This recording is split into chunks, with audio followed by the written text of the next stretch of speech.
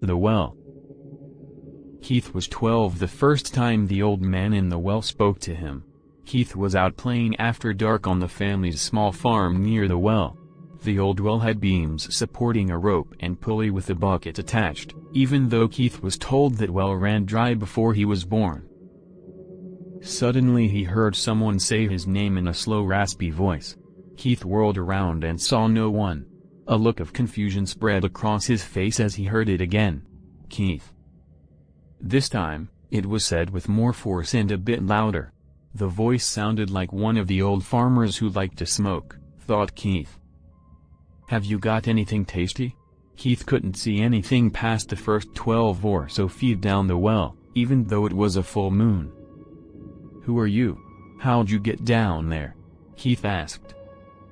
If you give me something tasty, I'll reward you, replied the voice.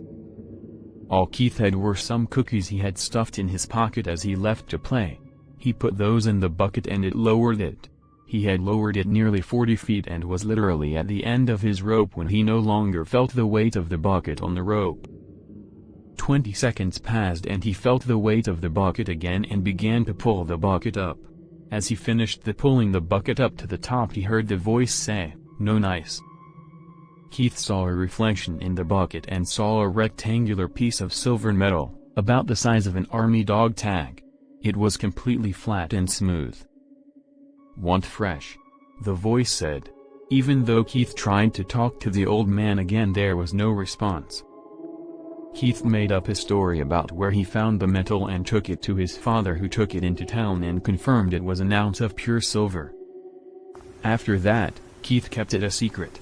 It took a while to discover that the old man was only there the night of full moons. Keith quickly learned that only the things he put in the well would be rewarded, but only once for each item and once every full moon. So one of each kind of animal was lowered down the well and rewarded. Keith now had a cigar box mostly full of silver pieces by the time he was 16, but had run out of different animals to get rewarded for. It was around this time that a local farmhand went missing.